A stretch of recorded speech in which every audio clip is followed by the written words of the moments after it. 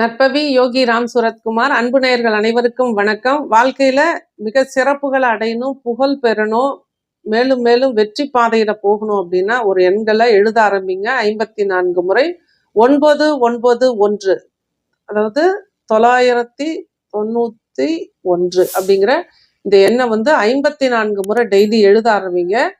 பெரிய அளவுல உங்களுக்கு ரிசல்ட் எல்லா விஷயத்துலையுமே, இதுக்குதான் அப்படின்னு கிடையாது. இந்த எண்ணு எல்லா இது புதிய ஒரு வாழ்க்கை கொடுக்கக்கூடிய எண், அடுத்த லெவலுக்கு உங்களை கொண்டு போற எண் இது.